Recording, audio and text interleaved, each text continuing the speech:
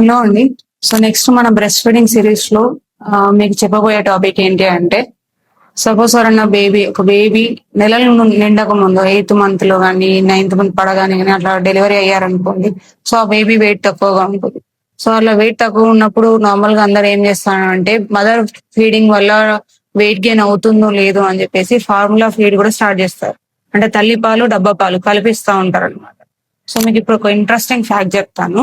Suppose ఒక mother నెలలు నిండక ముందుకే డెలివరీ అయింది అనుకోండి. సో బేబీ బరువు తక్కువగా వీక్ గా పుడతారు.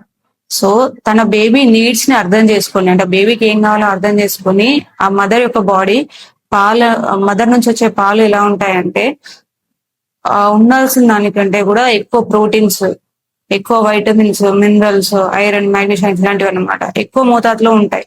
ఎందుకు? ఆ బేబీ యొక్క గ్రోత్ అండ్ వెయిట్ గెయిన్ కి సపోర్ట్ చేసుకోవడం కోసం, తొందరగా ఆ బేబీని రికవరీ చేసుకోవడం కోసం. అండ్ ఇప్పుడు ఆ వీక్ గా ఉన్న పుట్టిన బేబీస్ కి ఏంటంటే ఇన్ఫెక్షన్స్ వచ్చే ఛాన్సెస్ ఎక్కువ ఉంటాయి. సో దాని కోసం కూడా ఆ తల్లి పాలలో ఉండాల్సిన దానికంటే కూడా ఎక్కువ యాంటీబాడీస్, ఇమ్యునోగ్లోబులిన్స్ అంటాం, ప్లస్ లాక్టోఫెరిన్ అట్లాంటి సబ్స్టెన్స్ కూడా చాలా ఎక్కువగా మోతాదులో ఉంటాయి.